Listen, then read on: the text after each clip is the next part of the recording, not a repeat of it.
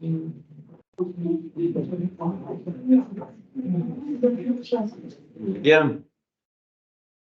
Bonjour à tous et toutes. Soyez les bienvenus dans cette nouvelle séance, dernière séance avant les vacances.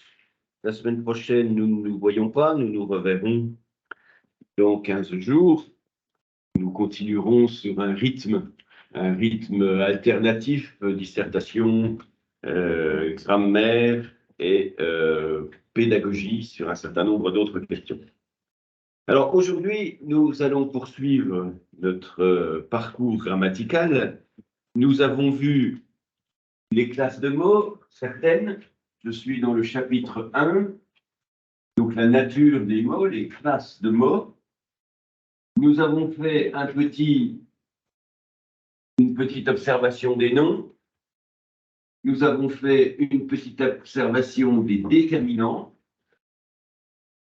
Mon chien, ce chien, quel chien? 3 chiens, beaucoup de chiens. Nous allons regarder maintenant 2 autres catégories de mots qui sont pas trop difficiles non plus. Le deuxième étant plus que le premier, c'est les adjectifs et les pronoms. Adjectifs et pronoms. Alors, adjectif évidemment pour commencer. Qu'est-ce que c'est qu'un adjectif? Eh bien, c'est un mot, tout d'abord, qui varie en genre et en nombre. C'est un des mots qui varie en genre et en nombre. Nous avons un certain nombre de mots qui sont dits invariables.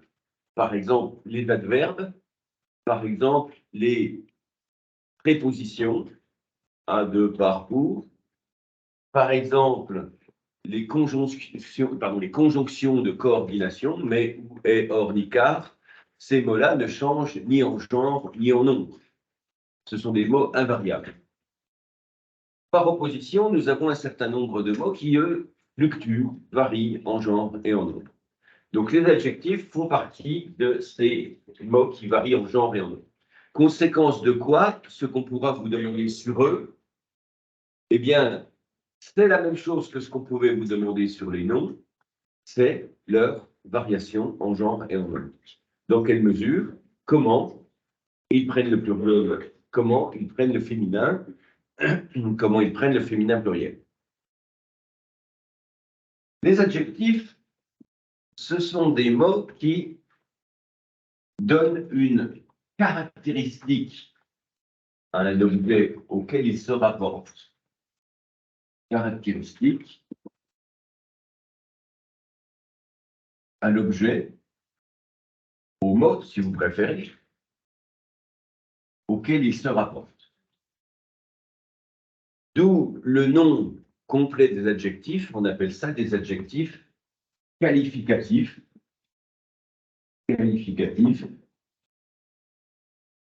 qui donnent une qualité, qui donnent une caractéristique.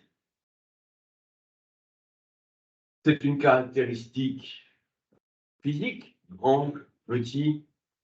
C'est une couleur, blanc, noir. C'est une caractéristique qu'on pourrait qualifier de manière. Rapide, le chat est rapide. Lent, la tortue est lente. Comment sont-ils? Ils sont rapides. Ils sont lents.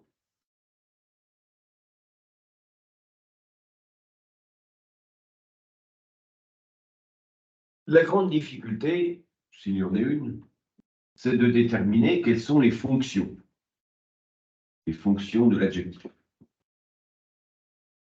qualificatif. En gros, à quoi sert-il dans la phrase X ou Y?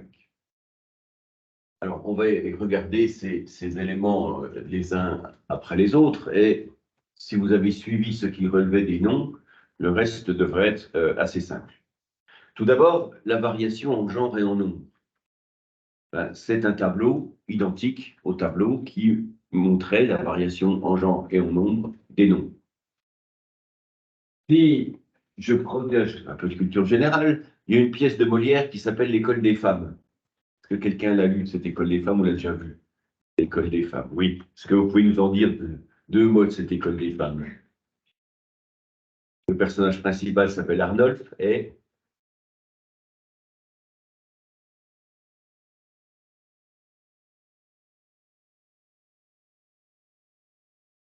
alors ça c'est les précieuses ridicules. L'école des femmes, c'est un personnage qui s'appelle Arnolphe qui voudrait trouver l'amour et qui a une manière pour le faire. Il va élever une jeune fille comme étant sa fille, mais la séquestrer complètement. Jamais la faire sortir, jamais lui montrer le monde extérieur et surtout ne jamais lui montrer qu'il existe d'autres hommes.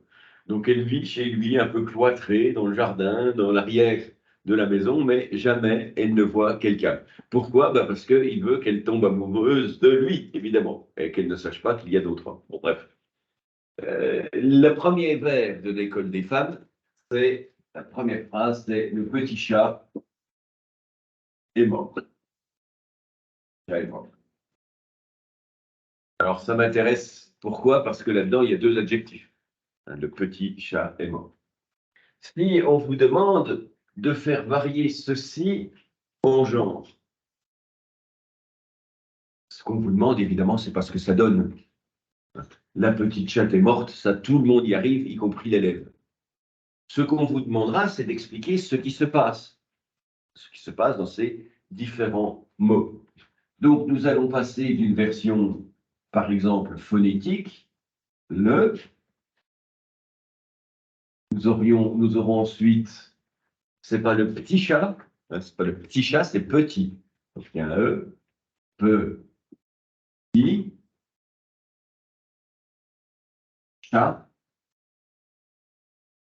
et, c'est pas un et, chat est mort, donc c'est et, c'est un E ouvert. Me, c'est pas mort, ça existe les morts, mais c'est mort, mort, mort. Voilà. Petit chat est mort. Le petit chat est mort.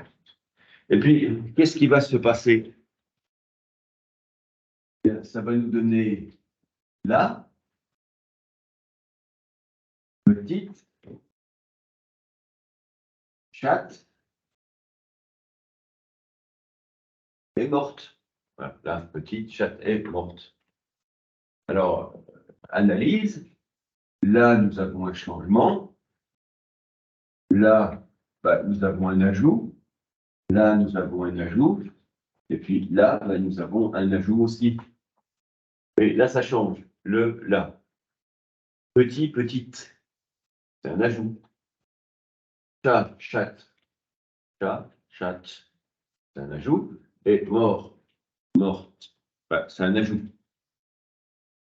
Donc, si on vous demande comment ça fluctue au féminin, tout ça, vous direz que là, il y a un changement de phonème. Et puis ici, ici et ici, il y a l'ajout d'un phonème. Il y a l'ajout d'un phonème. Si on se base que sur les adjectifs, eh bien, à l'écrit, donc les adjectifs, ils sont ici. Ici. Caractéristique du chat, c'est d'être petit. Caractéristique du chat, c'est d'être mort. Même phénomène, à savoir que à l'oral, on rajoutera un phonème. On rajoutera un phonème. Maintenant, si on vous demande qu'est-ce qui change à l'oral, pardon, pas à l'oral cette fois-ci, à l'écrit, bon, ça lui donne là, hop, petite, chatte et morte.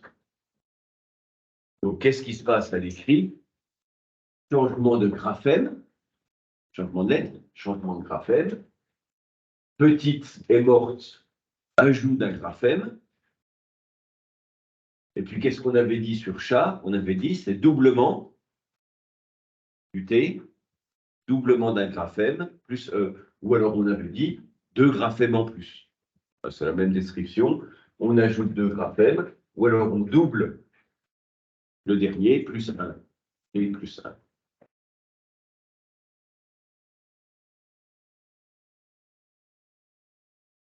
C'est tristement répétitif, la grammaire. C'est-à-dire qu'on véhicule finalement à peu près toujours les mêmes informations, mais on les applique à des objets différents. Le tableau que nous avons fait à l'oral et à l'écrit pour la variation des adjectifs, des noms en genre, bah, c'est le même qui existe pour la variation des adjectifs. Alors, je vous en donne quelques-uns d'adjectifs et puis vous essayez de manipuler cela pour qu'on soit bien sûr de ce dont il s'agit. Je vous donne aussi leur version féminine, obscure, il y a un O. Enfin, féminin. Féminin, il y a un O. Rapide,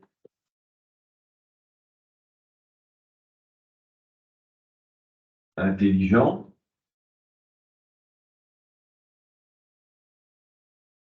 serein. Il est serein à l'approche de la mort. Elle est sereine à l'approche de la mort.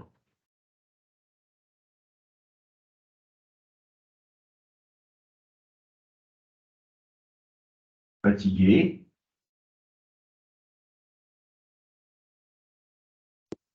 surpris,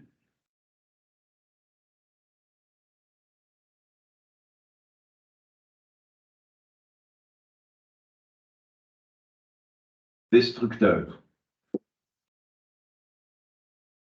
Allez, pas besoin d'en faire 36. Donc avec ça, vous ne me faites pas cette petite réponse-là. Oui, c'est ce que j'essaie de vous expliquer une fois antérieure, c'est que si vous en avez beaucoup, il faut faire un classement global plutôt sous forme de tableau. Si on vous en demande 3, 1, 2, 3, même 4, vous répondez comme ça, hein, par une simple analyse des éléments les uns par rapport aux autres. Vous ne vous amusez pas à faire un tableau très compliqué. Vous dites, bien, il lui arrive ça à l'écrit, ça à l'oral. Le petit fonctionne comme le mort. Et chat fonctionne comme les deux autres à l'oral, mais pas à l'écrit. Bon, alors ça me donne un tableau. Dans ce sens-là, on va se demander ce qui se passe à l'écrit. Dans ce sens-là, on va se demander ce qui se passe à l'oral. Je vais fabriquer des cases. Des cases. Je vais placer mes mots. Allez, je vous laisse 5 minutes pour faire cela.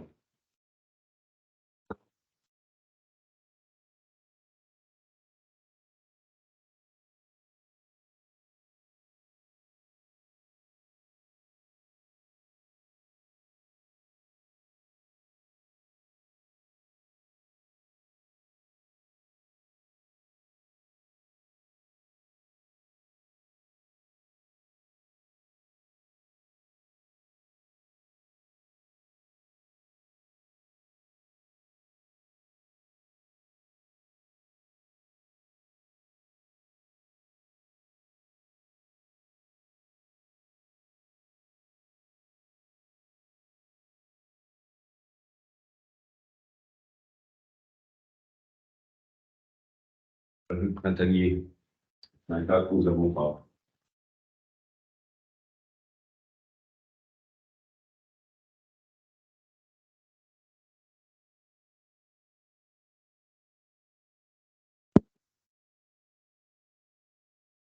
Les polissons.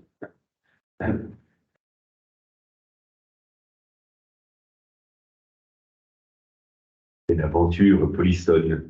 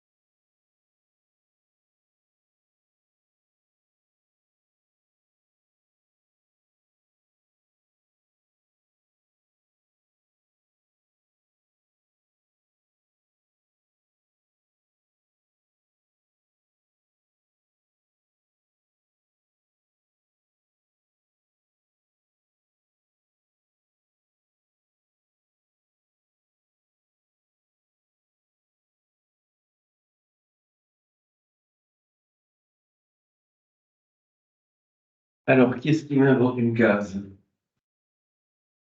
Oui, qui m'a inventé une case, c'est-à-dire me dire que, par exemple, ici, il se passera ça à l'écrit et ça à l'oral. Oui.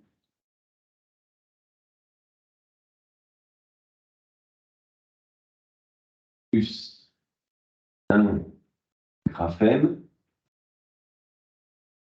et donc sans changement.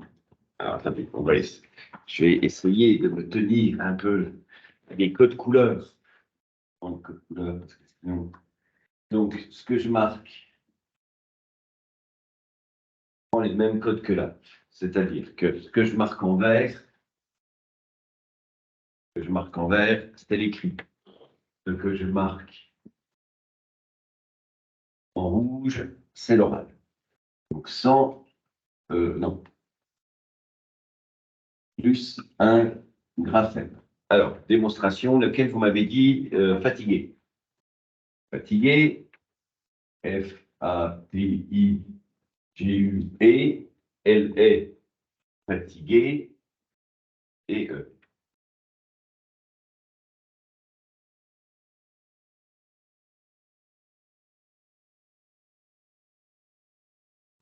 Ok, ça semble bien logique que c'est plus un graphème.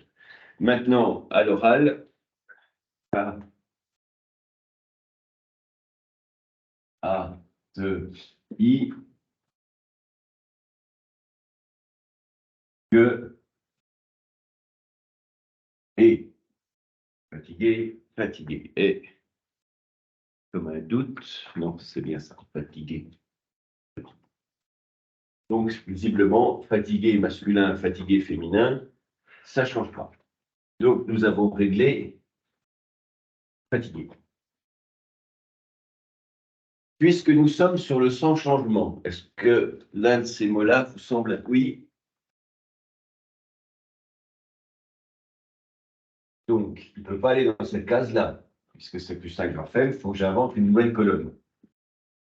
C'est pas le bon stylo. Sans changement. Sans changement. Il est sans changement à l'écrit, sans changement à l'oral. Nous allons donc mettre ici rapide, et je n'ai pas besoin spécialement d'écrire ni à l'oral ni à l'écrit, puisque de toute façon, il ne change pas. Donc, ce n'est pas la peine de le faire en version phonétique. C'est le cas très habituel d'une grande partie d'adjectifs, de son changement.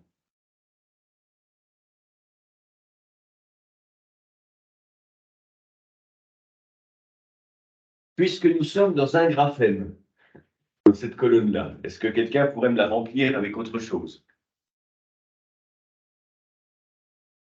Alors, obscur, est-ce que c'est un cas que nous avons déjà? Exactement. Mais obscur, plus un graphème.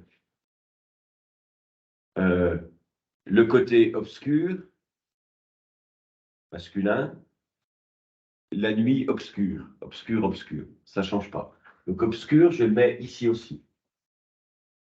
La seule difficulté en phonologie d'obscur, hein, c'est de se rappeler que le i, il est comme ça. Le i, c'est un y.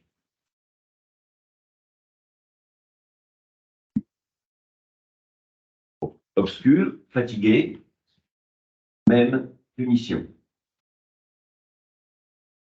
Si je voulais développer cette colonne-là, oui, surpris. Donc pourquoi est-ce que je le mettrai ici dans cette colonne? Parce qu'effectivement, ça fait surprise. Surprise. Mais alors la description, qu'est-ce que ce serait à l'écrit? À l'écrit, mais à l'oral, plus un phonème. Plus un phonème. Démonstration.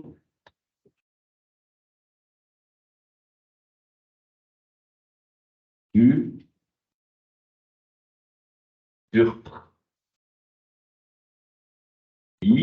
surpris, il devient surprise.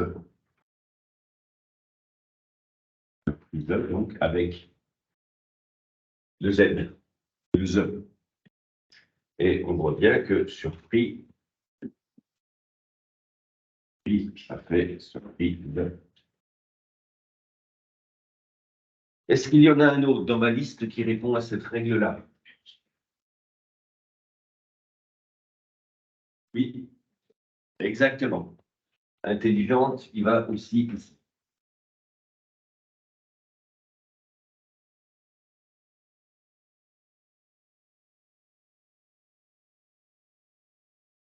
Ensuite, eh bien, c'est comme les noms.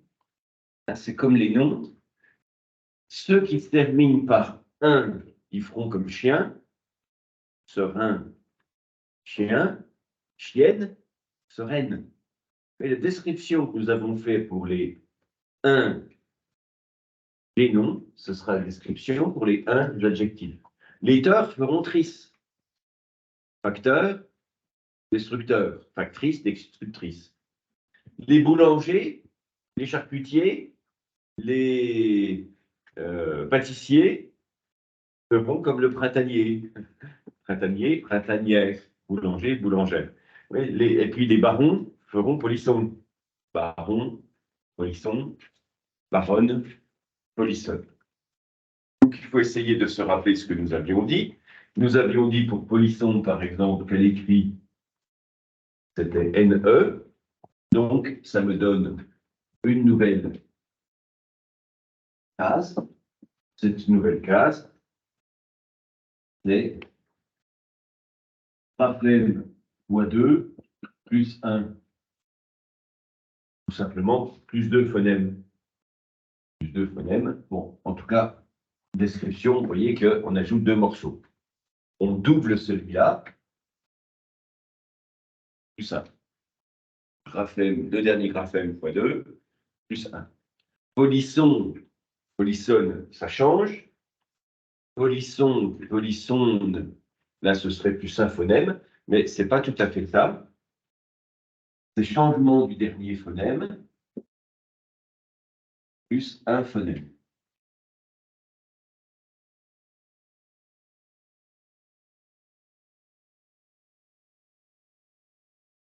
P, O, L, I, S, on. P, O, L, I, S, on. Qui devient poly, so, ne. Donc, on voit bien qu'il y a de changement. Le on devient O plus 1. Le on devient O plus 1. Polisson, polissonne.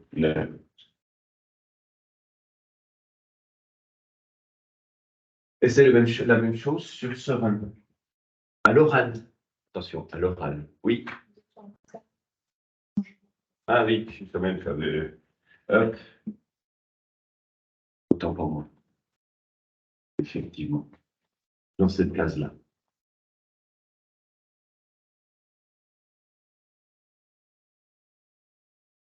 Il se passe la même chose à l'oral pour serein. Serein. C'est pas serein. Ça existe, un serein. C'est un oiseau. Serein. Qui devient serait, ne. Serait, ne. Donc, changement d'un phonème, plus 1. Mais à l'écrit, c'est beaucoup plus simple. C'est comme ça. Donc, il va dans cette colonne-là, plus un graphème.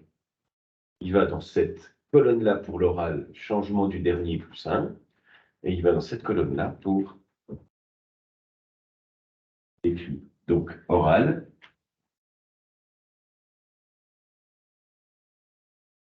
Et écrit. Serein. Serein. Devient à l'écrit serait neuf, qui devient à l'écrit. Alors, donc ici, on a bien changement d'un phonème plus 1, changement du dernier phonème plus un phonème, et là, on a bien plus un graphème. Qui sont ici.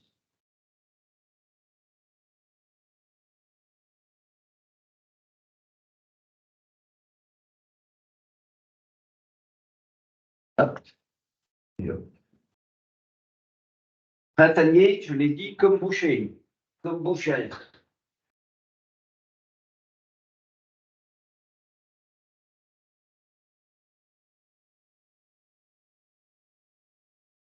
Crayon, ve, re, un, deux, a, ne, i, et.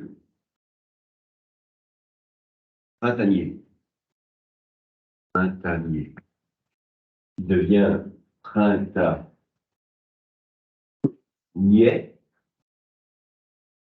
Re, printanier, re. Comme ça, hop. Changement de celui-là, le E devient est plus re. Donc, il est encore dans cette ligne-là. Dans cette ligne-là.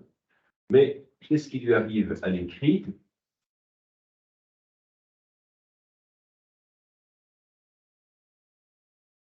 Eh bien, ce qui lui arrivait à boucher, ce qui arrivait à boulanger, ce qui lui arrivait à charcutier, à savoir qu'il y a un accent en plus.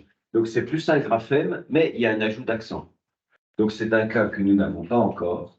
Donc, on va créer la colonne. À l'écrit, nous avons plus un graphème, plus un accent. Et nous allons donc le mettre ici. Plus un accent, plus un graphème. Et, et puis, dans cette ligne-là, changement du dernier, plus un.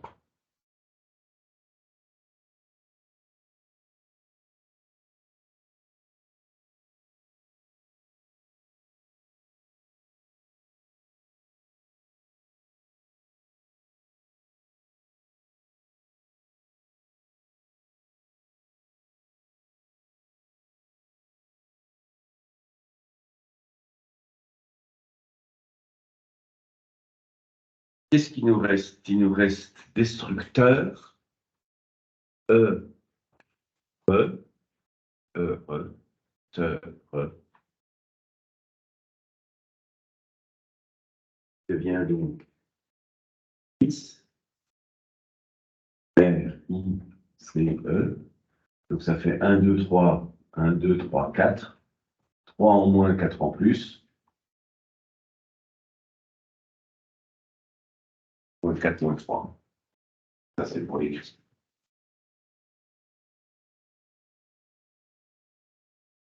Te, E, re.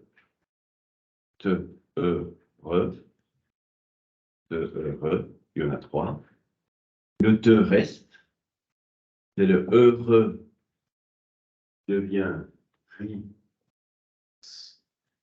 Donc il y avait 2 sons qui se trouvent remplacés par 3. À l'oral, moins 2 plus 3. Moins 3 graphèmes plus 4. Moins 2 graphèmes plus 3. Donc c'est des cas qu'on n'a pas. Donc il faut les rajouter.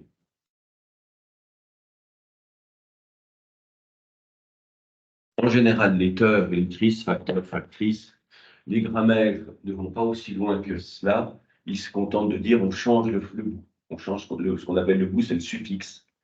On change le suffixe, on remplace teur par trice. C'est comme dans roi, reine, vous voyez, on change quasiment tout. Donc on dit on change toute la fin. Oui.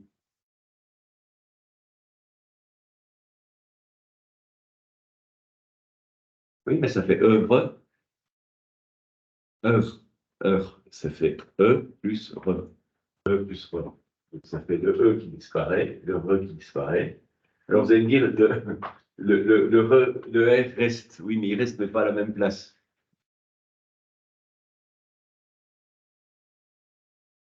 De, et, ce, de, re, des, tru, de,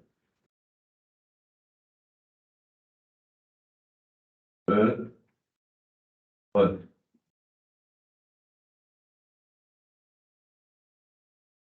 C'est un E, c'est pas un E. On ne dit pas destructeur. Destructeur, E. C'est destructeur, E. Ouais. Et ça devient donc S, I, se. Donc il y en a deux qui disparaissent au profit de trois.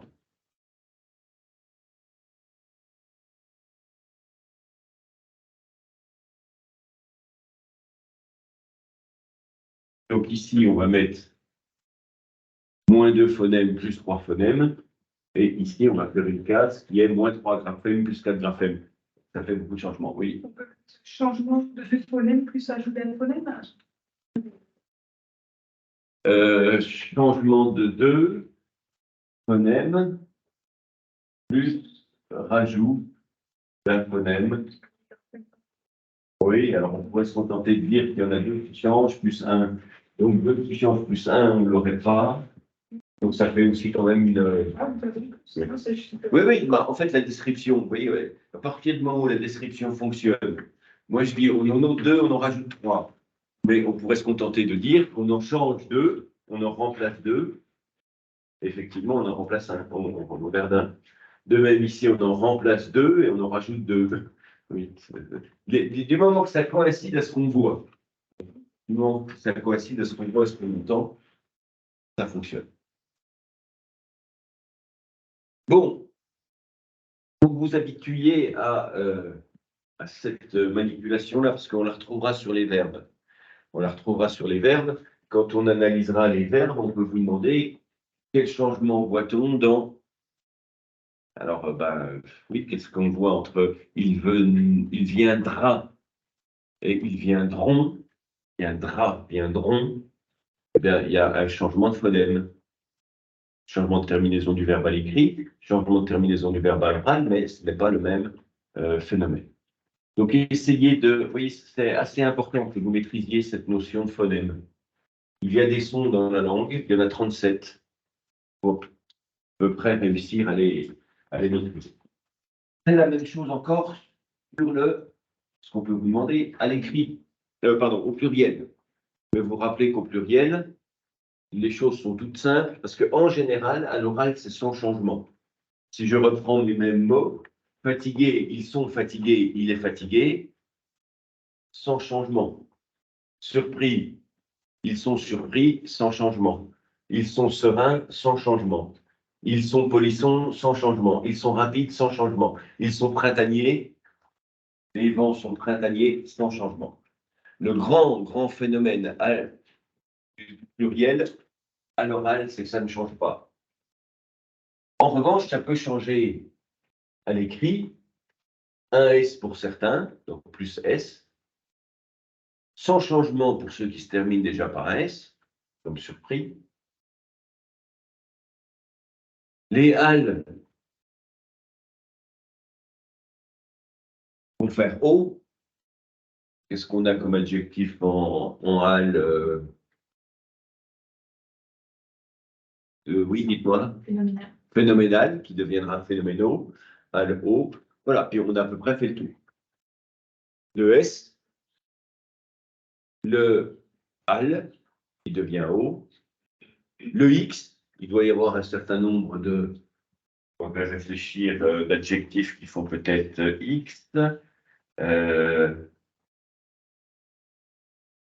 Vérifierai, j'en ai pas qui me viennent en tête. Bon, c'est le même tableau exactement, oui. Moi, j'ai une question.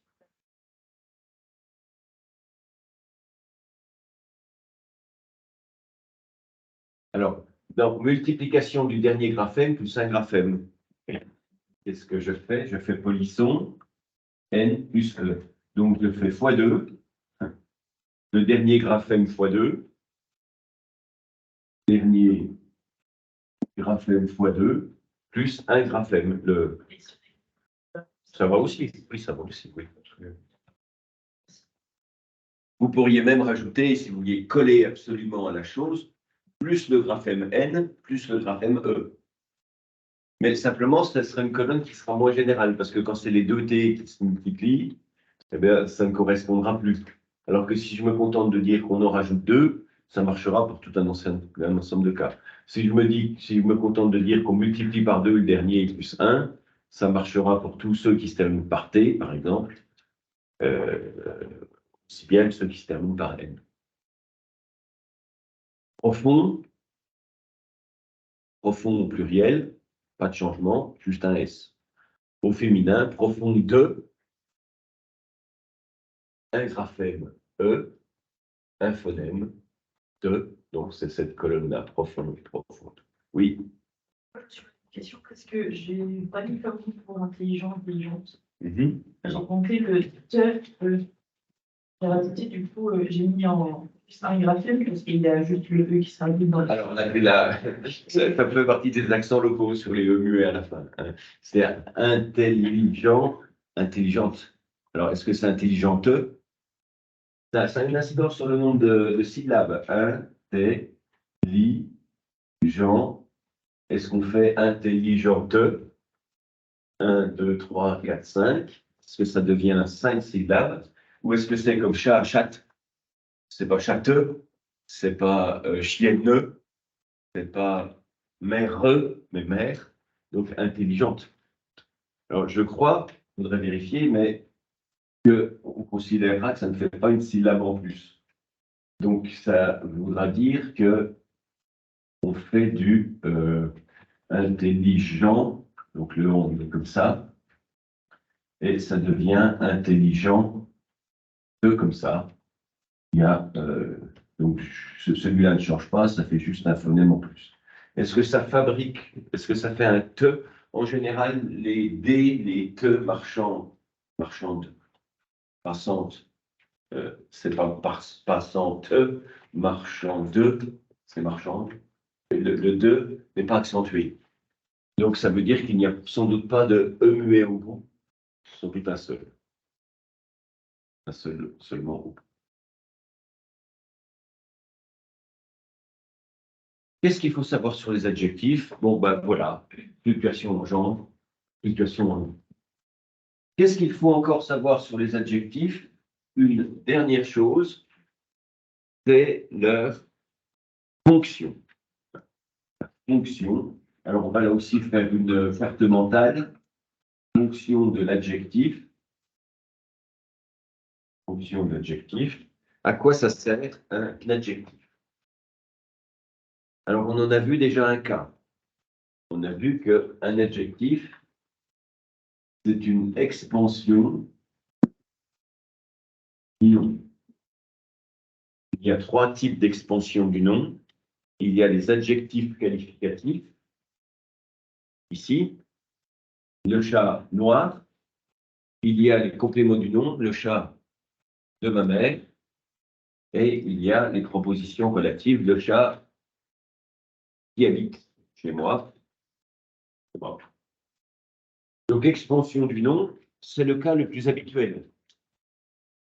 Le petit chat.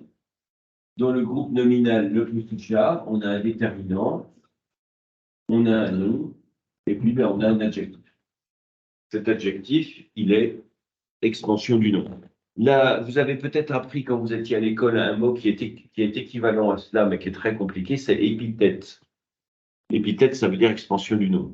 Voilà. Épithète, c'est la même chose que expansion du nom. Donc, vous pouvez dire, première fonction, il est épithète. La grammaire moderne préfère dire expansion du nom parce que ça fait partie de 3 expansions. C'est un des cas parmi 3 expansions du nom. Là, c'est vraiment le cas massif.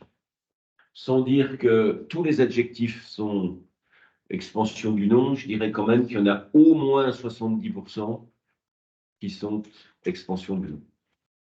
Qu'est-ce qu'ils peuvent être encore? Ils peuvent être attributs du sujet. Nous sommes là avec les verbes d'état, être, paraître, demeurer, rester, être, paraître, rester, demeurer. Et ce qui est au bout, c'est ce qu'on appelle l'attribut du sujet. Je suis enseignant, attribut du sujet de je. Je suis La fenêtre est fermée. Fermée, attribut du sujet de fenêtre. Donc, nous avions un cas ici. Il est mort. Mort, c'est un attribut du sujet de il. Pourquoi? Le petit chat est mort. Il est mort à cause du verbe être. Si on disait qu'il y a 60% des adjectifs qui sont extensions du nom, il y en a 20% qui sont attributs du sujet. C'est très, très, très courant. Très courant. Il faut juste repérer les attributs, les verbes identiques. Un cas un peu bizarre, pas très courant, c'est apposition. Alors, vous vous rappelez, apposition, c'est un morceau, je le mets comme ça pour vous en souvenir, c'est un morceau entre tirets, entre virgules, entre parenthèses. On aura donc le chat, virgule, mort.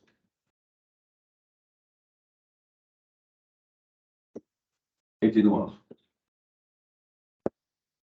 Le noir, c'est un attribut du sujet, à cause du verbe était, mais le mort, qui est isolé entre virgules, on appellera ça une apposition. L'apposition. Le chat, virgule, fatigué, virgule, je ne sais pas quoi. Marchait lentement.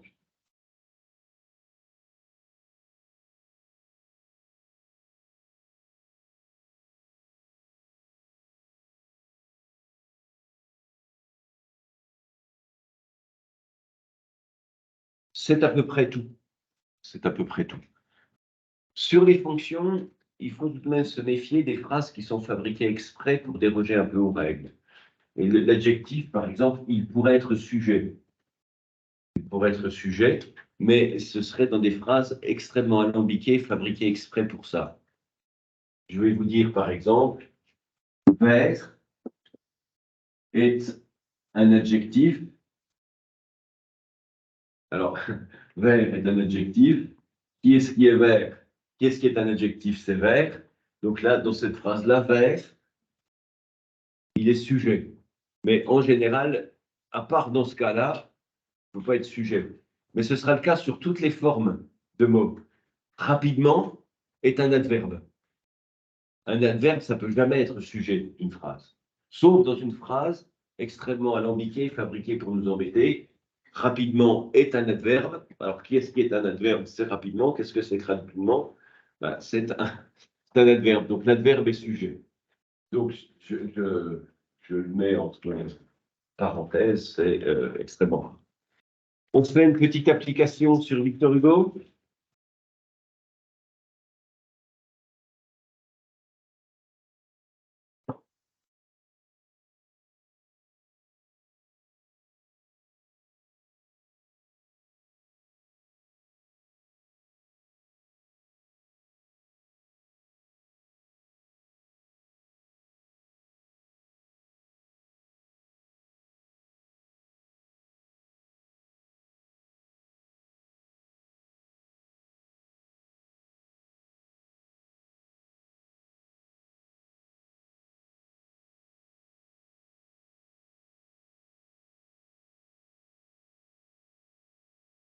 Moi qu'un petit enfant rend tout à fait stupide,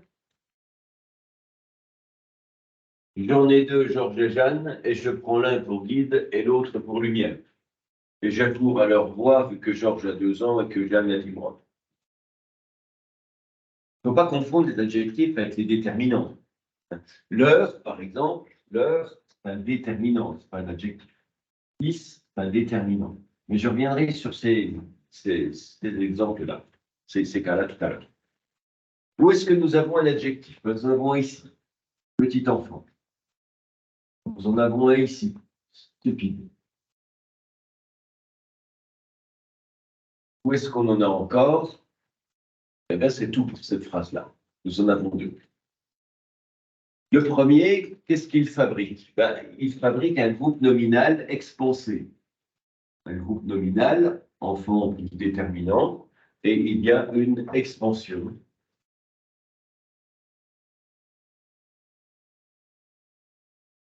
Expansion du groupe.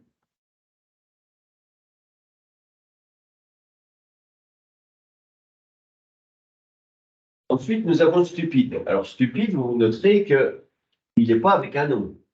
Il n'y a pas un nom qui est collé à lui. Donc, il ne peut pas être extension du nom.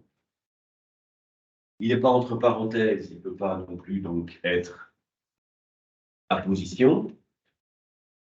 Rendre, ce n'est pas un verbe d'état. Comment je peux savoir que ce n'est pas un verbe d'état? Le verbe d'état, il met en relation deux éléments, le sujet plus l'attribut. Le verbe d'état, il fait qu'en fait, l'attribut est une caractéristique du sujet. Donc ici, qu'est-ce que c'est le sujet? C'est petit enfant. Donc stupide, c'est pas petit enfant. Donc c'est pas une caractéristique du sujet, oui. Les fonctions. Déjà, on cherche à les repérer et on cherche les fonctions. Alors, qu'est-ce que c'est comme fonction ici? Eh bien, c'est une que j'ai oubliée, c'est complément circonstanciel.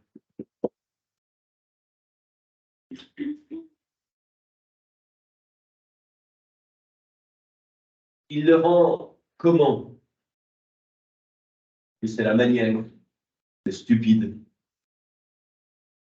Complément circonstanciel, stupide. Je suis comment? Je suis stupide. Ce serait un verbe d'état, ce serait un attribut du sujet. C'est une manière.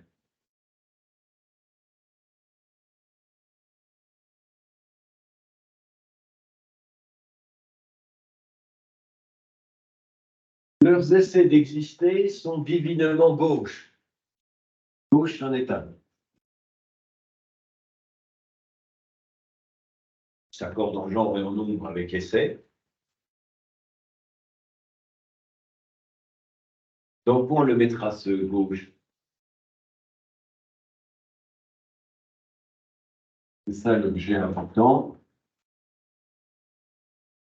C'est un attribut du sujet.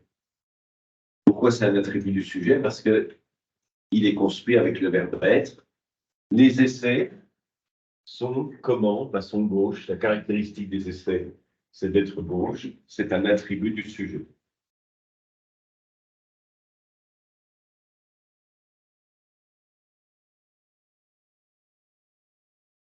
On croit dans leurs paroles où tremblent des ébauches, voir un reste de ciel qui se dissipe et fuit. Et moi qui suis le soir et moi qui suis la nuit. Oui, le soir, la nuit, c'est des attributs du sujet à cause du verbe être. Mais ce n'est pas des adjectifs, c'est des noms. Moi, dont le destin le destin, il est comme ça et comme ça.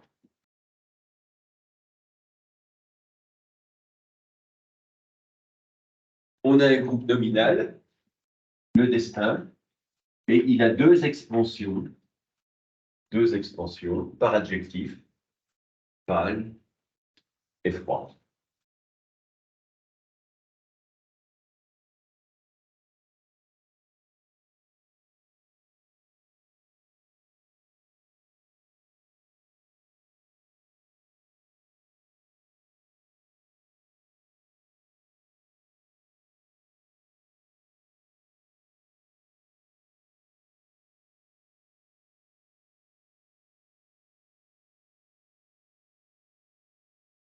Leur dialogue obscur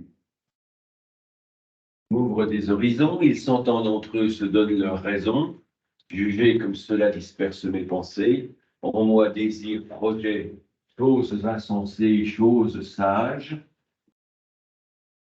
tout à leur tendre lueur tombe, et je ne suis plus qu'un bonhomme rêveur. Allez, je vous les laisse tout seuls, ceux-là. Laisse 2 minutes, obscurs, entre eux, ça n'est pas un obscur, sage, tendre, insensé et rêveur.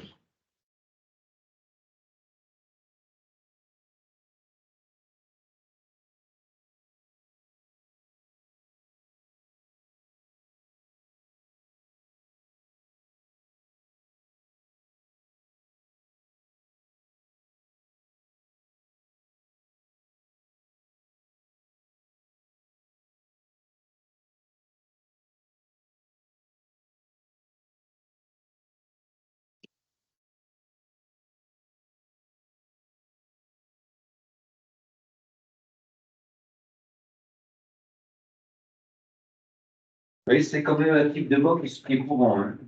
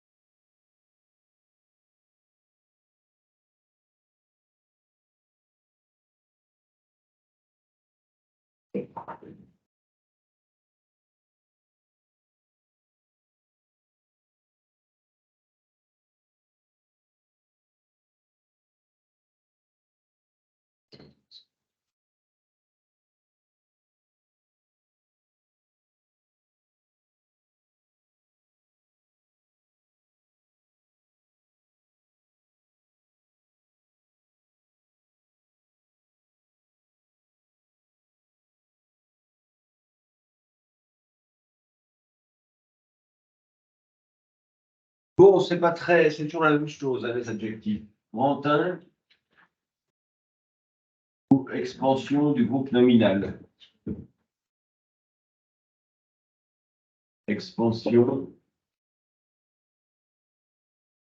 du groupe nominal. Comment on les reconnaît? Ben, il faut coller un nom. Il faut coller un nom. Donc, qu'est-ce que nous avons ici? Eh bien, nous avons leur dialogue. Comment est leur dialogue? Eh bien, il est obscur. Le groupe nominal, c'est leur dialogue obscur. Qu'est-ce qu'il y a là-dedans? Dialogue, le nom, leur, le déterminant, obscur, l'adjectif. Les choses sont insensées.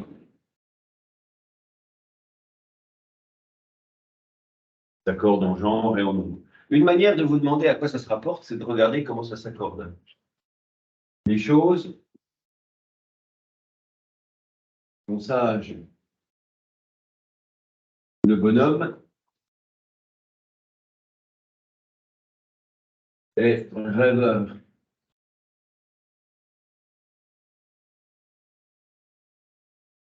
Ah, j'ai oublié la lueur. C'est tendre.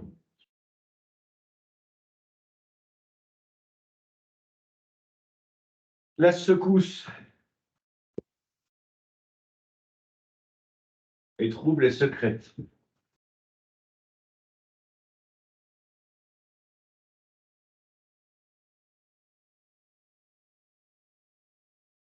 Les enfants sont chancelants. Nos appuis sont meilleurs.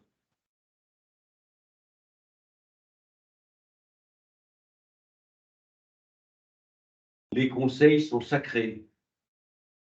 Tout ça, c'est des extensions du nom. Et puis, il n'y en a qu'un autre qui déroge, c'est celui-là, parce qu'il fonctionne sans nom. Et il n'y a pas de nom là-dedans. Donc, il n'est pas extension du nom. On a en deux, attribut du sujet.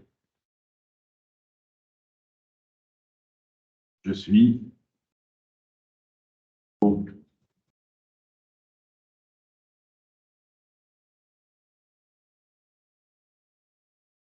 ouais, c'est très, très, très courant, les extensions du nom.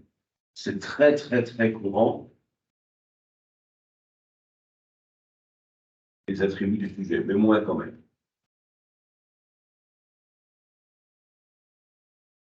Bien, voilà à peu près tout ce qu'il faut savoir sur les adjectifs. Mais une remarque avant de terminer. Donc, attention, attention. La description de la langue, ça c'est un petit peu compliqué à comprendre dans les débuts, mais vous devez maintenant être familiarisé avec cette idée. La description de la langue, c'est un regard sur la langue. Et la grammaire, c'est donc une interprétation de la langue. Cette interprétation, elle peut être plus ou moins fine, elle peut être plus ou moins précise, elle peut être plus ou moins compliquée. Je vais prendre un exemple là-dessus qui va vous permettre de le comprendre facilement, c'est le programme de CM2 sur la Seconde Guerre mondiale. On traite la Seconde Guerre mondiale en CM2 et en première. Et en CM2, en troisième, en première. Ce que l'on dit à des enfants de 10 ans, 11 ans, n'est pas du tout la même chose que ce qu'on dit à des enfants de 15 ans, et pas non plus tout à fait la même chose que ce qu'on dit à des enfants de 17 ans. C'est pas que ça se contredit. L'Allemagne ne gagne jamais la guerre. Ça ne se contredit pas de cette manière-là. Mais la précision peut être plus ou moins grande. Vous avez souvenir des camps de concentration. Le détail des camps de concentration avec les enfants de 10 ans, on évite. On évite le détail le plus trouble. On évite les bulldozers qui charrient les corps à la sortie des... Bon, tout, vous voyez de ce dont je parle. Ce qui fait que l'analyse qu'on fait de la Seconde Guerre mondiale, c'est une analyse qui est juste, mais qui est grossière, c'est-à-dire qui regarde avec un grand trait. Et la grammaire scolaire, celle qu'on apprend aux enfants, et ben, finalement, elle est grossière elle aussi.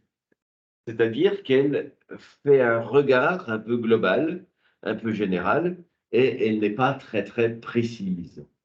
Voilà pourquoi un certain nombre de grammaires, et y compris mon cours de grammaire, distinction entre deux grands types d'adjectifs, qui sont les adjectifs qualificatifs, c'est ceux que nous venons d'analyser ici, mais un autre type d'adjectifs, qui sont les adjectifs déterminants.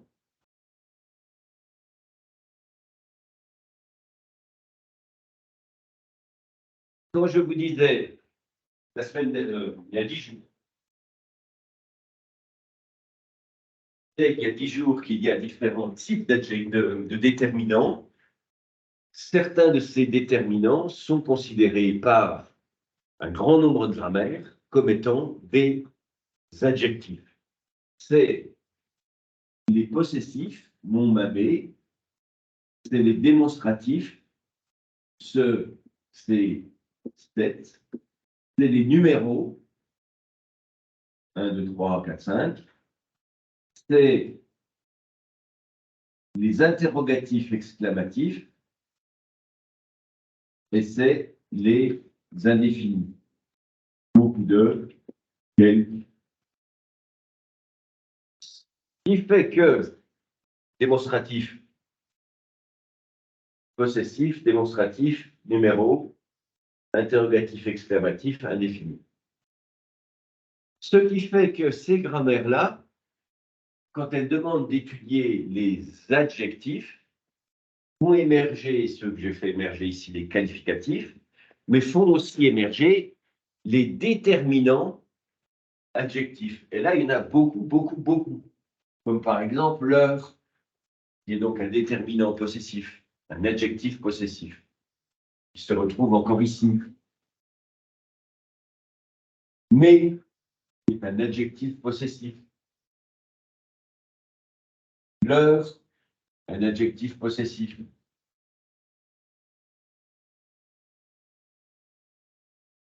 Nos, un adjectif possessif. Mon, un adjectif possessif. Ma, encore un adjectif possessif. Donc, vous, théoriquement, vous avez la grammaire de l'école, c'est-à-dire vous devez savoir ce qu'on apprend aux enfants. Donc, il y a une distinction que nous faisons pour les élèves entre ce qui est déterminant, c'est un type de mot, et ce qui est adjectif, ça donne une caractéristique.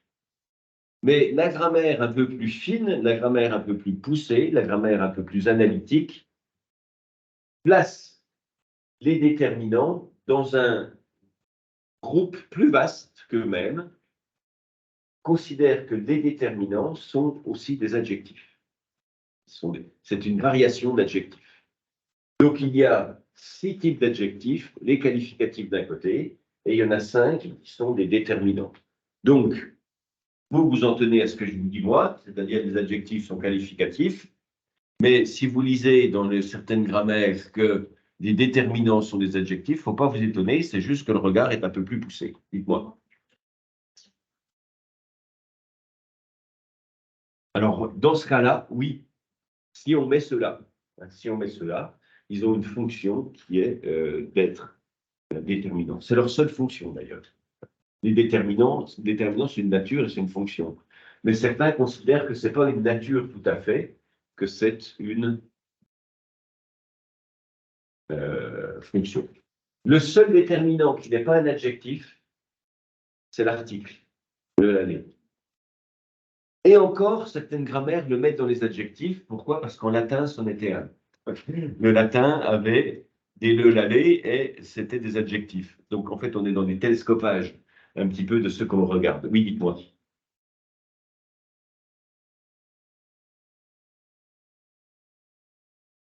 Alors, vous, puisque on reste sur le niveau de la grammaire officielle de l'école, le leur sera un déterminant quand obscur sera un adjectif. Mais si vous étiez par exemple, en train de préparer le CAPES de lettres modernes, donc si vous deviez avoir quand même des connaissances de grammaire qui sont d'un grammairien qui va enseigner grammaire jusqu'à la terminale, jusqu'à la première, vous devriez savoir qu'on les met, donc celui-là comme déterminant, celui-là comme adjectif, mais que ce n'est pas une vérité universelle, qu'un certain nombre de grammaires placent les déterminants comme fonction d'un certain nombre d'adjectifs. Voilà. C'est juste, pour mon cours, vous vous en tenez à ce que je dis, c'est-à-dire leur déterminant, les autres qualificatifs. Mais vous pourriez lire des choses un peu différentes, comme le placement des déterminants sous l'égide des adjectifs. Donc, c'est une remarque. Si un jour vous avez des questions, des problèmes là-dessus, on y revient. Adjectif qualificatif, c'est donc relativement simple. Relativement simple.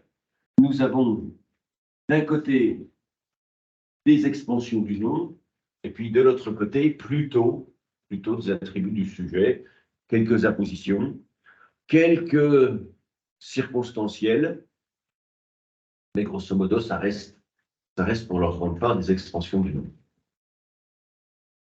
Ce qui va devenir de plus en plus compliqué, c'est que nous allons devoir croiser les différents degrés de ce que nous voyons.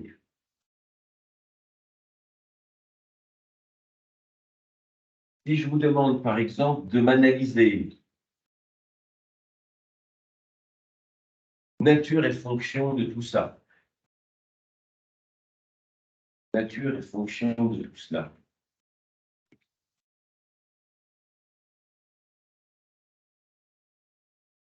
Eh bien, il faut d'abord se demander ce que ça fait dans la phrase par rapport à ceci. La fonction, c'est on regarde les autres éléments. Donc, tout ce bazar-là, linguistique, qu'est-ce que ça fait là-dedans? J'accepte quoi? Les conseils sacrés de l'innocence. Donc, tout ça, c'est un complément d'objet direct. Ça, c'est la fonction. Ça, c'est un complément d'objet direct. J'accepte quoi? Les conseils sacrés. Maintenant, qu'est-ce que c'est? C'est construit à partir de quoi? Quel est le mot qui serait le moins supprimable là-dedans? J'accepte sacré, j'accepte de l'innocence, j'accepte les conseils. Ce qui dirige, c'est plutôt conseil. Donc, la nature de tout cela dépendra du mot principal. C'est un groupe nominal.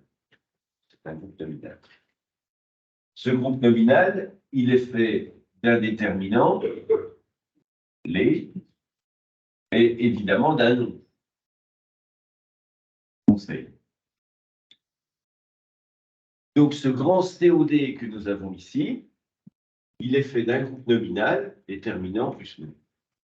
Et il est fait de quoi? Eh bien, il est fait de deux ajouts. Les conseils, ils sont comment?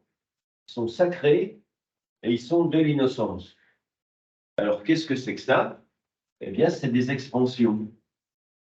C'est des expansions du groupe nominal. Sauf simplement, il y en a une, c'est un adjectif, c'est sacré. Et l'autre, c'est un complément du nom, c'est de l'innocence. Les expansions du nom, c'est les propositions relatives, qui que quoi de nous, c'est les compléments du nom, à ma mère, de mon père, par la fenêtre, sans rideau, de l'innocence. Et ce de l'innocence, ben, il est fait de quoi? Ben, il est fait d'une préposition, c'est de, et puis d'un groupe nominal, le est innocence. Mais qu'est-ce que ça forme en tout? Ça forme un groupe nominal, dont la fonction est complément d'objet direct. Il est fait avec un déterminant, un nom. On lui rajoute un adjectif qui est expansion. On lui rajoute une autre expansion par complément du nom, préposition, déterminant plus nom. La grammaire, c'est des chapitres différents. C'est le nom, la préposition, l'adjectif, etc. Mais à un moment donné, ça fait une seule phrase. Donc tout ça doit se télescoper, tout ça doit se combiner. Je prends un autre exemple.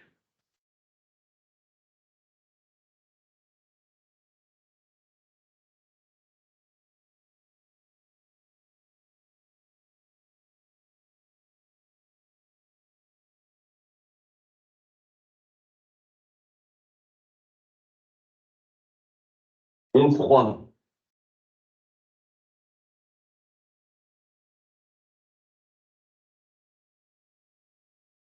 Dans leurs paroles, tremblent des ébauches. Dans leurs paroles, où tremblent des ébauches. Qu'est-ce que c'est que ça?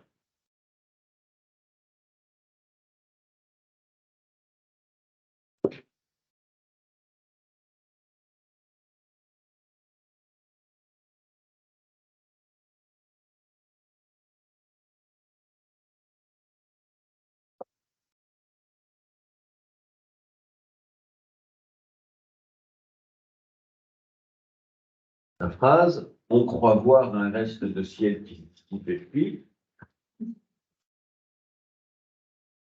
Dans leurs paroles, où tremblent des ébauches. Ça peut avoir deux fonctions différentes. Et là, on a une séparation par des virgules, on a des parenthèses. Donc la fonction de tout ça, ça peut être une apposition. La position, c'est un bout isolé par des virgules. Mais on pourrait dire aussi qu'on peut préciser, elle a un sens particulier. Est-ce que c'est une manière? Est-ce que c'est une condition? Est-ce que c'est une cause? Est-ce que c'est un lieu? Est-ce que c'est une conséquence? Est-ce que c'est un but? On voit dans leurs paroles. Ben, c'est plutôt un lieu. Ça répond plutôt à la question où. Donc c'est une apposition, c'est isolé entre virgules, mais c'est aussi un complément de lieu. Complément de lieu. On croit où ça? Dans leurs paroles, tremble les ébauches. Ça ne peut pas être de manière. On croit voir comment dans leurs paroles. Non, c'est plutôt on voit où dans leurs paroles. Ce serait par leurs paroles, ce serait oui, oui, ce sera encore le lieu par leurs paroles. Ce serait la manière. Le dans, il est plutôt spatial dedans. C'est plutôt le lieu qui est introduit. Donc ça, c'est la fonction. Mais maintenant, qu'est-ce que c'est pour nature? Il faut essayer de trouver ce qui fait l'élément essentiel. L'élément essentiel, c'est la parole, c'est là où ça se trouve. Donc, c'est construit comment? Dans leur parole. Ici, on a une préposition. Ici, on a un groupe nominal, c'est-à-dire un déterminant, un nom. Préposition, déterminant, nom, dans leur parole. Et puis, sur ce groupe nominal, va s'ajouter une expansion ou des ébauches en bleu. C'est ce qu'on appelle une proposition relative. Tout à l'heure, on avait un ajout sur le groupe nominal, c'est un adjectif. Tout à l'heure, on avait un ajout, c'était obscur. On avait un ajout qui était de l'innocence, un complément du nom. Ben là, on a une autre forme d'ajout, c'est une proposition relative. Donc, grosso modo, tout ça, qu'est-ce que ça nous fait? Ben, ça nous fait un groupe nominal avec une préposition et puis avec une expansion. Un groupe nominal introduit par une préposition avec une expansion. Si je prends celui-là, il est à peu près construit de façon identique. On a ici déterminant plus nom. On a le groupe nominal. Et sur ce groupe nominal s'ajoute une expansion, s'ajoute une deuxième expansion. L'une, c'est un complément du nom de ciel. L'autre, c'est une proposition relative qui se dissipe.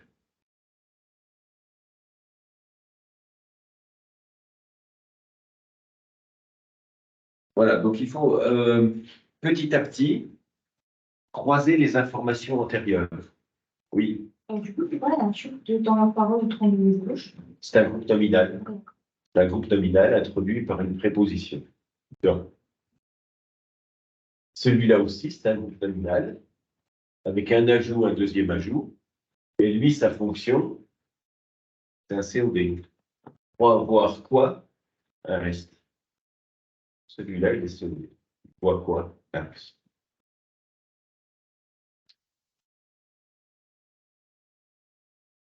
Dans les 2 ans qui vont venir, de toute façon, ces notions-là vont être remanipulées parce que chaque fois que nous verrons une phrase, il faudra se demander ce qu'il y a dedans. Et ce qu'il y a dedans, c'est souvent des adjectifs, c'est des noms, c'est des déterminants, et puis c'est les autres formes de mots, dont un autre que nous allons voir maintenant. Donc on en est à D, c'est les pronoms. Les pronoms.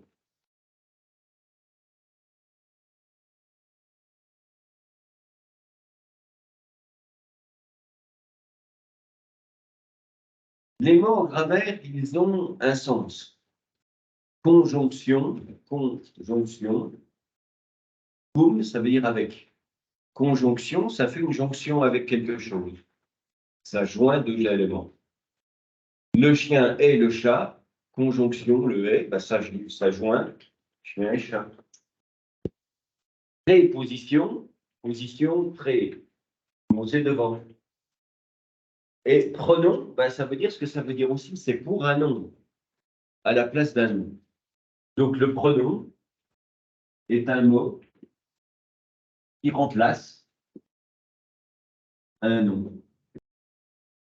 C'est un mot qui peut remplacer un nom.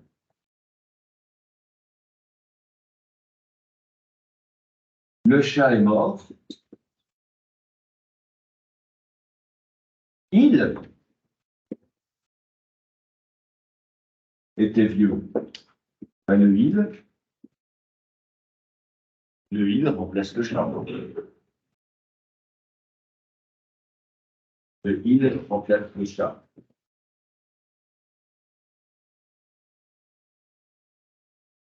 La vieillesse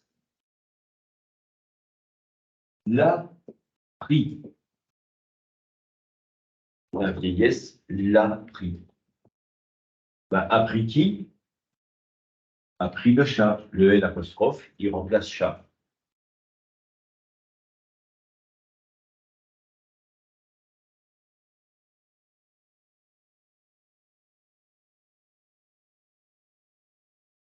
Un pronom, c'est donc un mot qui, dans une phrase, va remplacer un nom qui se trouvait là avant.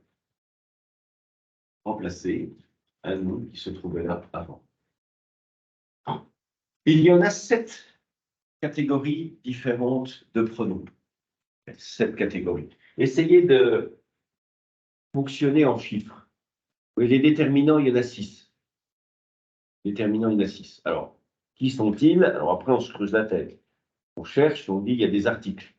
Ensuite, on dit il y a des indéfinis, il y a des numéros, il y a des interrogatifs, il y a... bon, puis, en observant le texte, on finit par trouver les classes qui nous manquent. Les expansions du nom, il y en a 3. Alors, il y a les adjectifs, le complément du nom. Bon, c'est quoi le troisième? Proposition relative. Les pronoms, il y en a 7. Donc, si je vous dis classez-moi les pronoms, il faut me faire 1, 2, 3, 4, 5, 6, 7. Pour réorganiser ça en 7 catégories. Alors, qu'est-ce que nous avons comme type de pronom, comme subdivision de pronoms? La première catégorie, la plus simple, ce sont les pronoms personnels. Le pronom personnel. Celui qui est le plus courant, celui dont on parle tout le temps, c'est je, tu, il, nous, vous, il. Je, tu, il, nous, vous, il. On.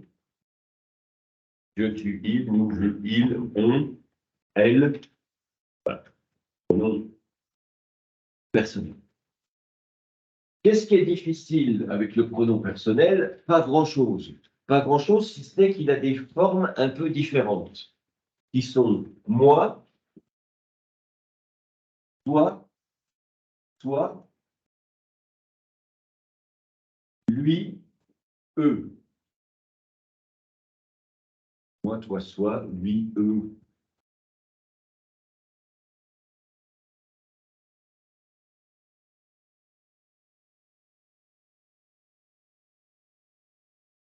Je dirais pas, je dirais pas, je te pense, mais vous direz, je pense à toi.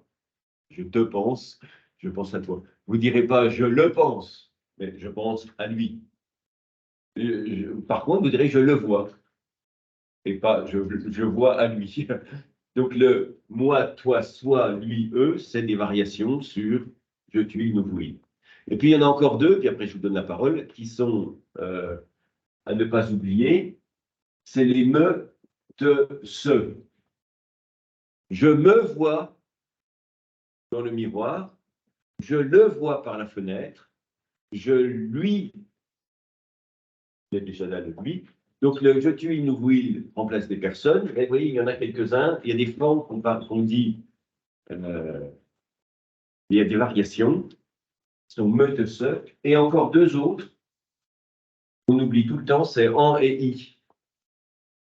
Parce que ça remplace aussi des objets, mais en l'occurrence, ça remplace des lieux.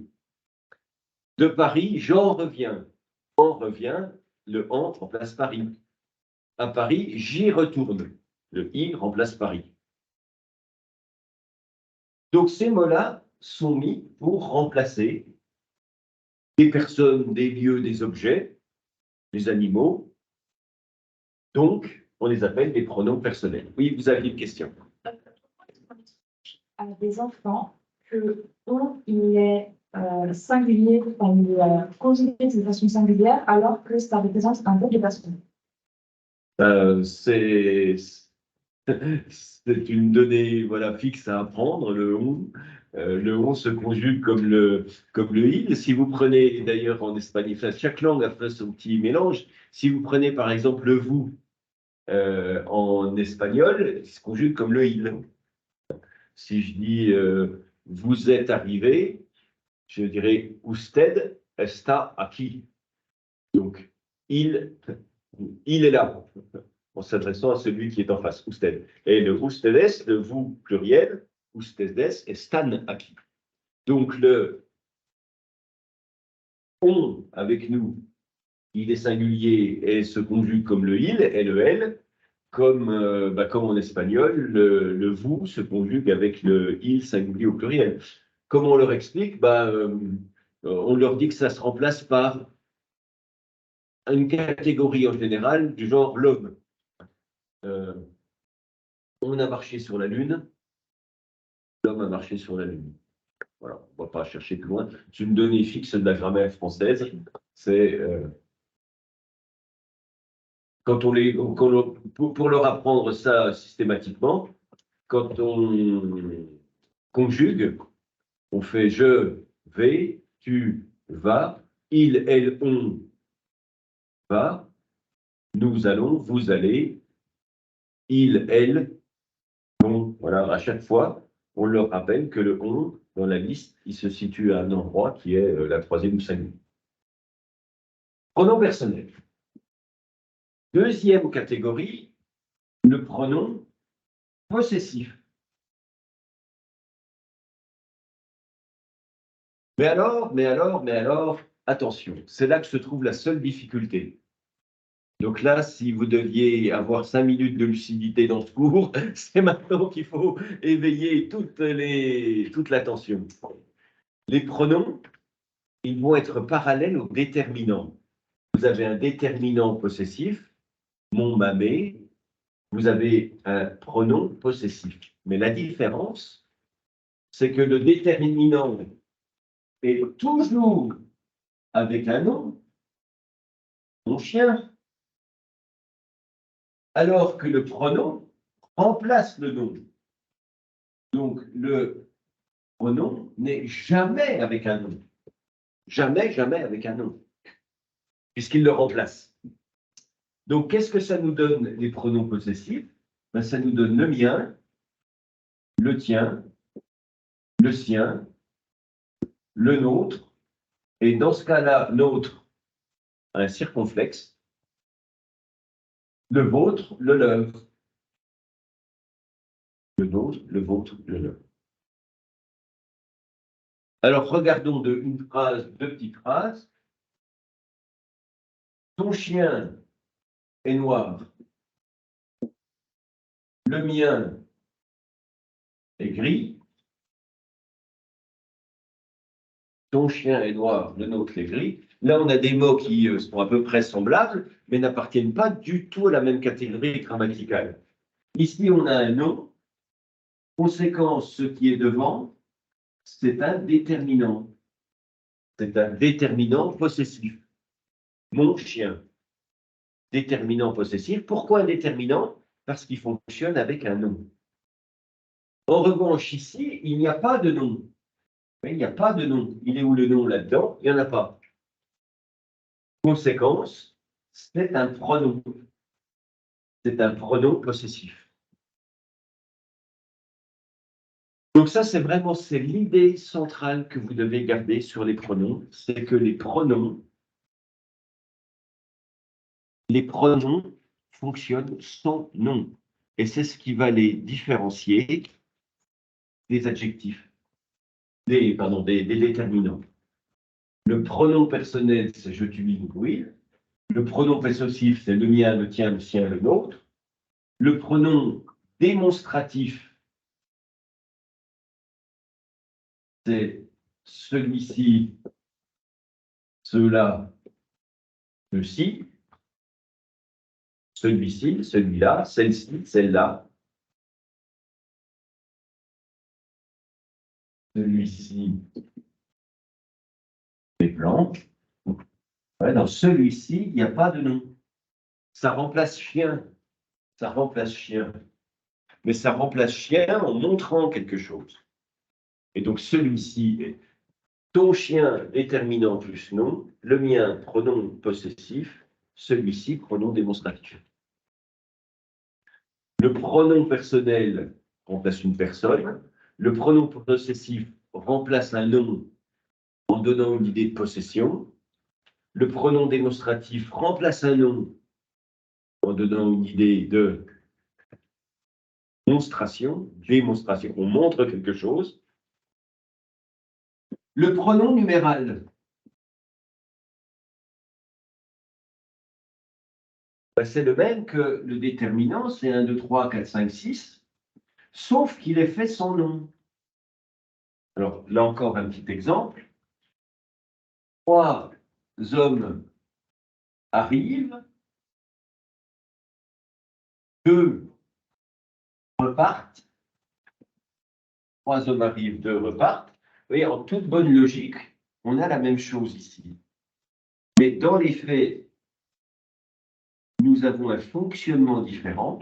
C'est-à-dire qu'ici, nous avons un nom, et là, nous n'en avons pas. Résultat, ici, nous avons un déterminant numéral plus un nom.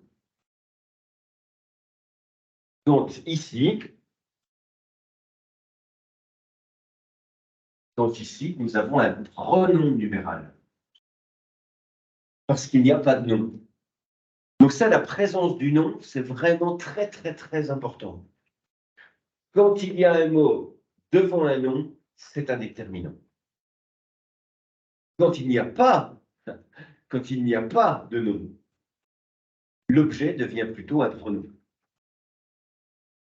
Donc, numéral, nous avons encore interrogatif. Ce sera la différence entre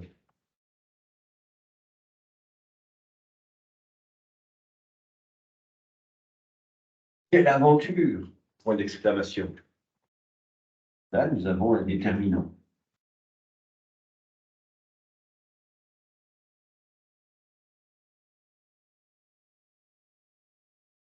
Qui se distinguera de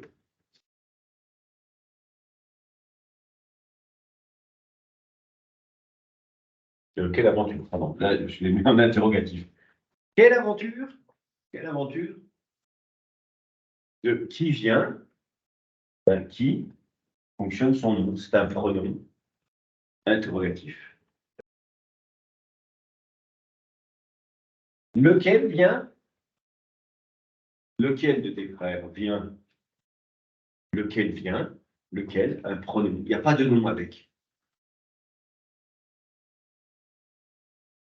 Qu'est-ce que nous avons encore comme pronom? J'ai dit qu'il y en avait 7. Hein. Donc, 1, 2, 3, 4, 5. Il nous manque l'indéfini. C'est le même que le déterminant, mais sans nom. Même que le déterminant, mais sans nom. Beaucoup Le chat arrive. Beaucoup de plus chat, déterminant plus nom. Si vous ôtez chat, ça devient un pronom. Beaucoup repartent. Là, c'est un pronom. Pourquoi? Parce qu'il n'y a pas de nom. Et vous pouvez faire des variations avec tous les déterminants indéfinis, certains, plusieurs, quelques. Quand il y a un nom, c'est des déterminants. Quelques chats, certains chats, plusieurs chats, aucun chat. Mais dès qu'il est tout seul, aucun, nul repart, plusieurs repartent, certains repartent. Quand le mot est tout seul, eh bien, c'est un pronom. Il remplace le nom. Il supprime le nom. Donc, pronom personnel, possessif, démonstratif, numéral, interrogatif, indéfini. Il nous en reste un dernier. C'est celui qui introduit les propositions relatives dont je parle depuis le début de ces séances. Le pronom relatif, c'est qui, que, quoi, dont, où. Qui, que, quoi. Et toutes les variations sur quelles, avec lesquelles, sur lesquelles, sans lesquelles, auxquelles, qui, que, quoi, donc.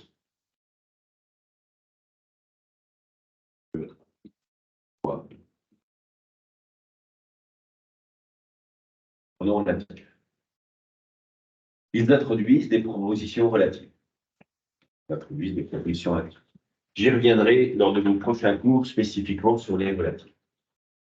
Donc, il faut faire une distinction très très nette entre l'usage des déterminants qui fonctionnent toujours avec un nom et l'usage des pronoms qui fonctionnent toujours sans nom.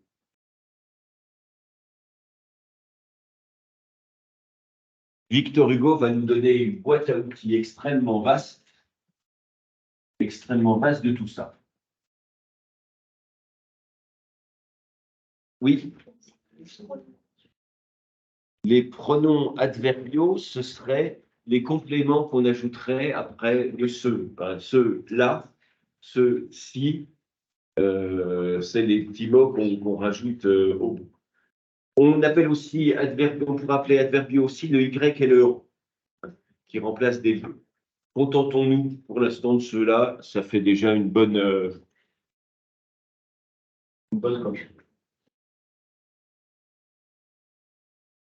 Je cherche donc des mots qui fonctionnent sans nom.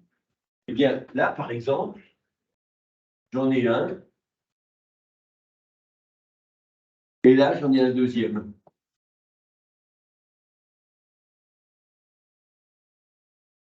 Et là, j'en ai un. Et là, j'en ai un. Et là, j'en ai un. Et là, j'en ai un. Et là, j'en ai encore un. Et là, j'en ai un. Bon, alors arrêtons-nous déjà sur tout cela. Pourquoi sont-ce des pronoms? Eh bien, parce qu'ils remplacent des noms. Ils remplacent des noms. Le moi, il remplace quoi? Il remplace Victor Hugo. C'est lui qui parle. Donc, le moi remplace Victor Hugo. C'est un pronom personnel. Il remplace quelqu'un. Je, tu, il, nous, vous, il. Variation me, te, ce. Je me vois, je te vois. Variation. Variation. Moi, toi, soi. Et là, on en a un. Donc, moi, pronom personnel. Auquel on succède un immédiatement, qui est une proposition relative introduite par que, qui, que, quoi donc où. Le que, c'est un pronom relatif qui introduit la proposition relative à un petit enfant dans ce que. Je les laisse de côté pour l'instant les relatifs, ça sera mon cours prochain. J'ai quoi? Donc, en l'occurrence, moi qu'un petit enfant rend tout à fait stupide, j'ai quoi? Le en, il remplace quoi? Enfant. Et le 2, il remplace quoi? Enfant. S'il avait dit j'ai 2 enfants, il y aurait le nom enfant. Le 2, ce serait un déterminant. Mais là, il n'y a aucun nom. Donc le en, c'est un pronom personnel, je l'ai dit tout à l'heure. Je, tu, il, moi, toi, soi, me, te, se. Et puis, il y en a 2 bizarres qui sont en et i. On appelle aussi, comme l'a dit votre camarade, des pronoms adverbiaux. Mais contentons-nous de pronoms personnels. Donc en, ça pronom personnel qui remplace enfant. Et 2, 2 quoi? 2 enfants. Le 2, il fonctionne sans nom. C'est un pronom numéral. C'est un pronom numéral.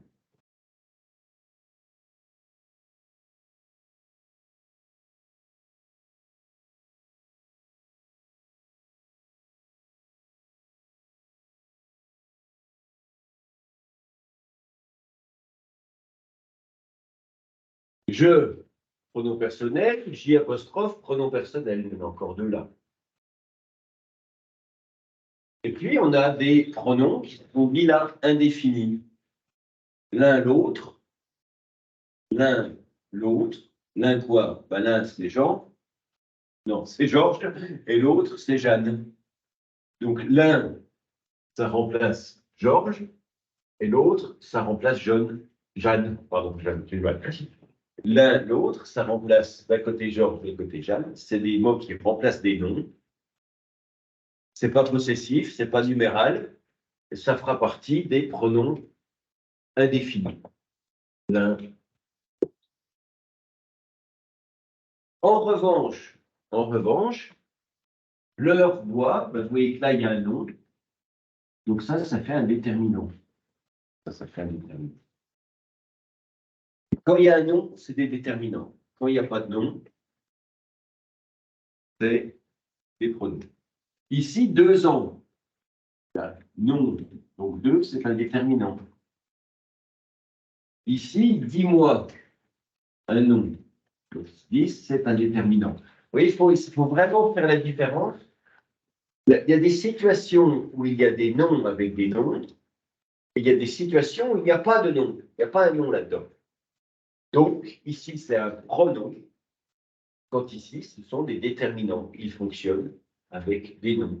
Ici, c'est un déterminant. Pourquoi? Eh bien, parce que ici, nous avons un nom. Ça, c'est un déterminant. Ici, c'est un déterminant aussi, parce qu'il y a un nom. En revanche, là, on voit un déterminant. Pardon, un pronom. Un pronom personnel. Ici, dit que Poidongo.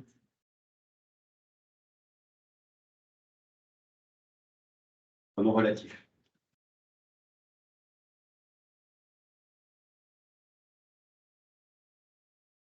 Qui? Pronom relatif.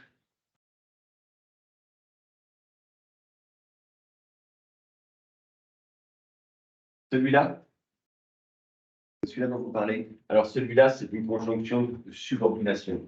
On le verra à un autre moment, que ça peut être 2 choses. Ça peut être un pronom relatif, qui que quoi comme vous, mais ça peut être une conjonction de subordination dès que, parce que, bien que, à la condition que, vu que. Donc, c'est un cas un peu particulier. Ce, pronom personnel. Les pronoms personnels, donc c'est mon prochain cours, j'en reparlerai. On les appelle aussi parfois réfléchis pour certains, parce qu'ils reproduisent le sujet. Je me demande, me et je. Tu te demandes, te et tu. Il se demande, il et ce. Il se dissipe, il et ce. Bon, simplement personnel, en tout cas pour l'instant. Moi, qui, moi, qui, moi, dont, ce, je. Et les pronoms, pour le coup, c'est une catégorie de mots qui est quand même très courante, hein. Il y en a absolument partout des pronoms. Donc, les qui est que quoi donc? Pronom relatif. Donc, il y en a un là, un là, un là. Donc, il y en a un là. 1, 2, 3, 4. Qui que quoi donc? Ensuite, les moi, les me, les se, les te, les je, ici, ici, ici, c'est des pronoms personnels.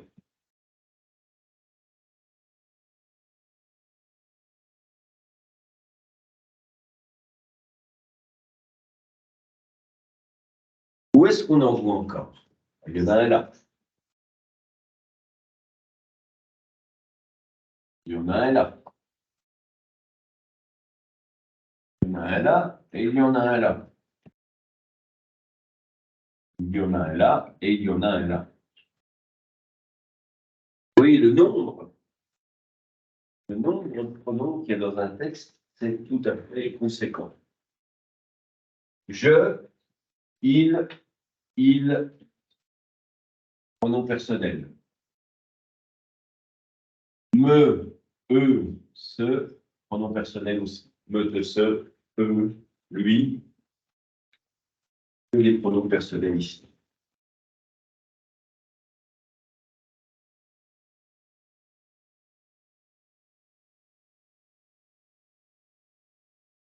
Juger comme cela disperse mes pensées. Et ceci est déterminé où ils sont dans la phrase qui suit, donc de juger jusqu'à rêveur.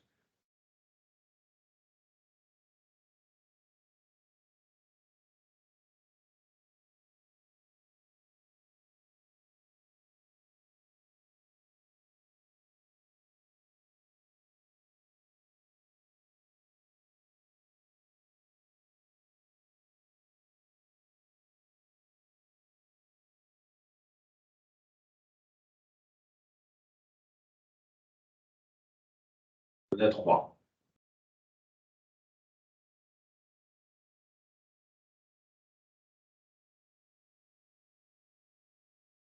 Quatre.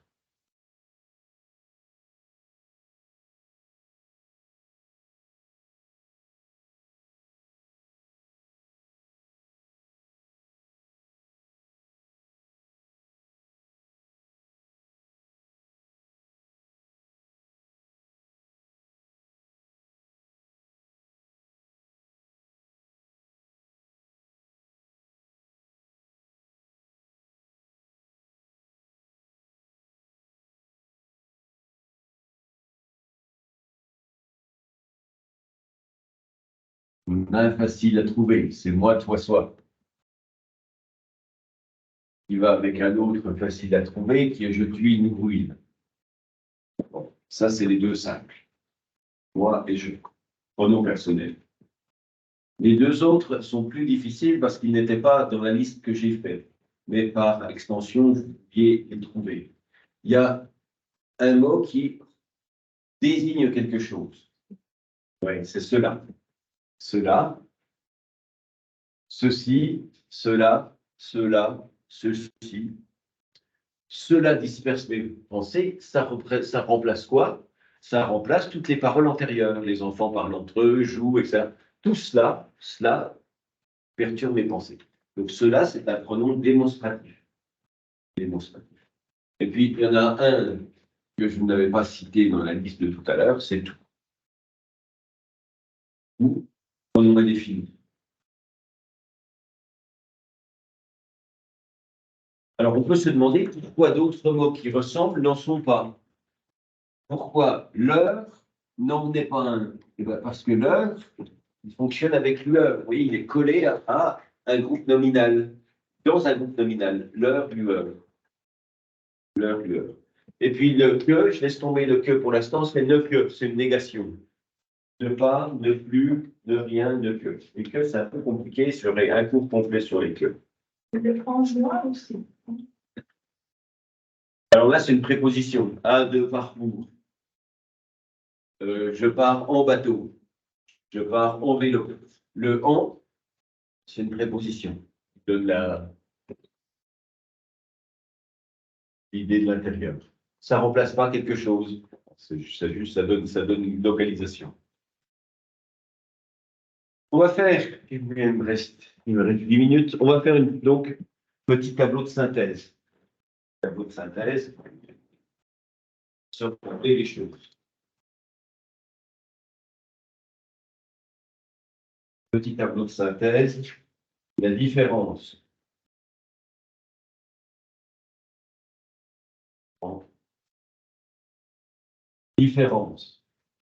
entre déterminant et pronom.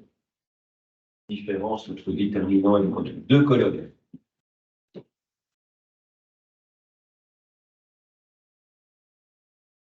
Ici, les déterminants.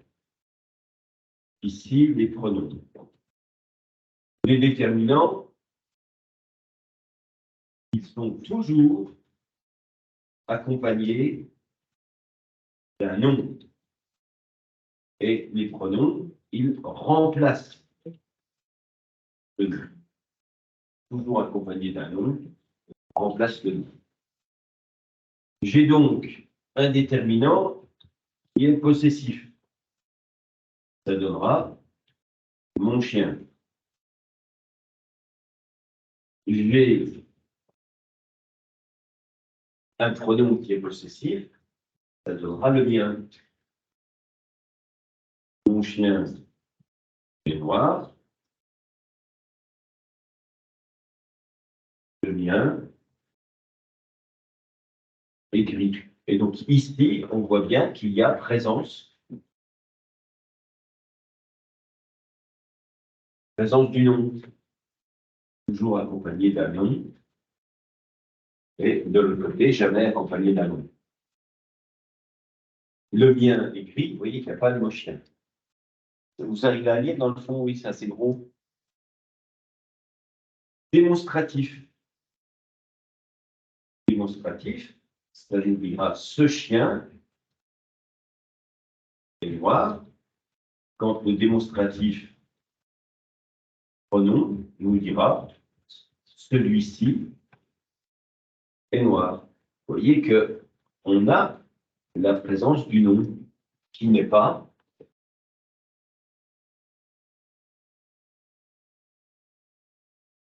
présente. Alors, où est-ce qu'il est, où est-ce qu'il est le possessif? C'est ce qui est souligné. Et où est-ce qu'il est ici le possessif? Eh bien, c'est ce que je vais souligner. Vous avez encore un numéral. Ça vous donnera trois chiens arrivent. Chien et le numéral, ce sera 3. Et nous aurons aussi un pronom numéral, mais ce pronom numéral, on tentera de 3 arrive. Le nom, voilà. D'un côté, il y a le nom, de l'autre côté, il n'y a pas le nom. Et nous finissons par l'interrogatif, exclamatif. Ça donne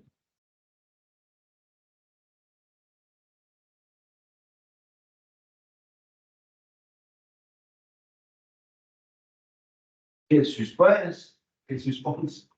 Ça dit suspense en français, hein, même ça se prononce suspense. Lequel fonctionne avec un nom. Ici, il ne sera qu'interrogatif.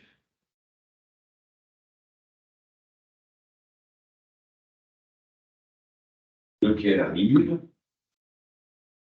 qui arrive.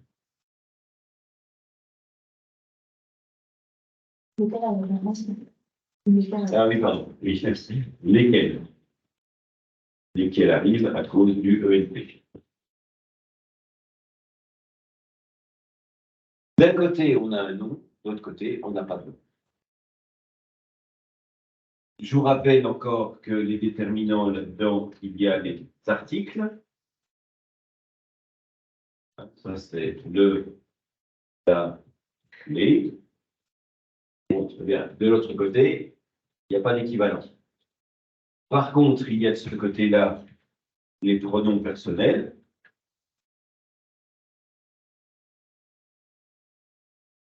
C'est je viens, il vient, je, tu, nous, il, me, te, se, eux, lui, leur.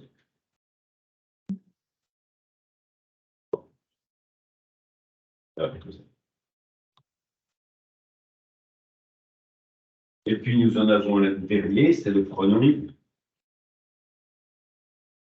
relatif. C'est qui, que, quoi, dont, où,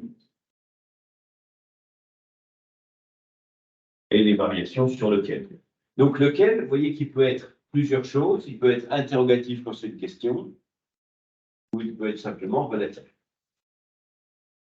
Si je mets tout ça sur une même page, on voit tout. Hop.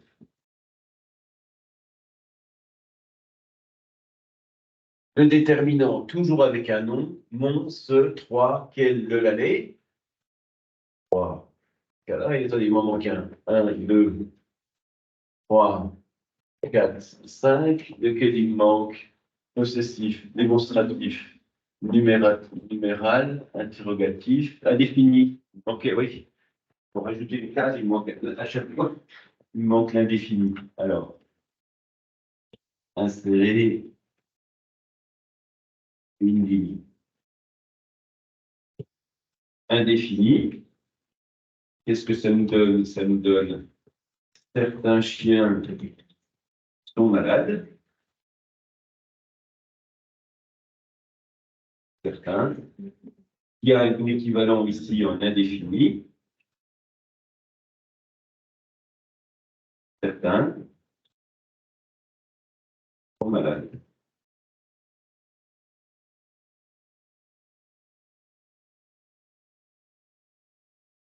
Donc, qu'est-ce que j'ai comme type de déterminant? Des possessifs, des démonstratifs, des numéros, des interrogatifs exclamatifs, des indéfinis, des articles. L'article n'a pas d'équivalent dans les pronoms. Qu'est-ce que j'ai comme pronom? Possessif, démonstratif, numéral, interrogatif, indéfini. Personnel, relatif, ils n'ont pas d'équivalent dans les déterminants. Mais vraiment, ce qui distingue les deux, c'est cette présence du nom suspense ici.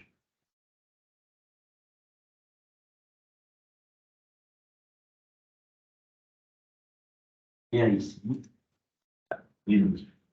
alors que de l'autre côté, il y en a pas. Bon, allez, c'est tout pour aujourd'hui.